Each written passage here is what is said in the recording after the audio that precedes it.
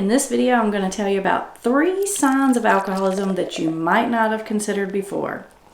Number 1, a lot of alcoholics don't eat, or they eat like once a day or not very much because they don't want to put food in their stomach because it interferes with the alcohol absorption in their bloodstream.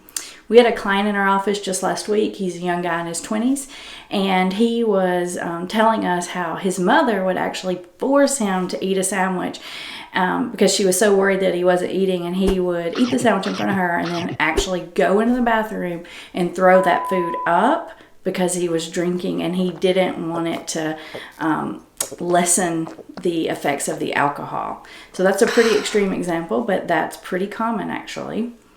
Number 2, alcoholics are usually very aware of what the people around them are drinking. So not just what you're drinking, but if you're at a social event where lots of people are drinking, you can be aware of how many drinks other people have ordered. It can be bothering you that someone's ordered a drink and they've only drank half of it and it's still sitting there, and you're thinking, why don't you just drink that drink?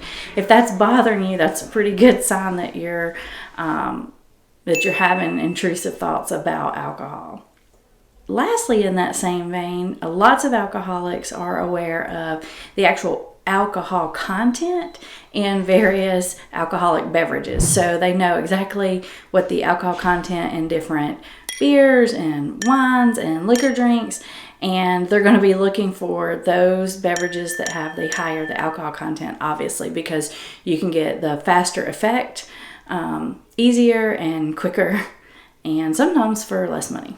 So those are 3 symptoms that you might not have considered about alcoholism. If you're worried that you or your loved one might be struggling with alcoholism, then be sure to check out our website. There's a ton of resources there. It's hopeforfamiliesrecoverycenter.com.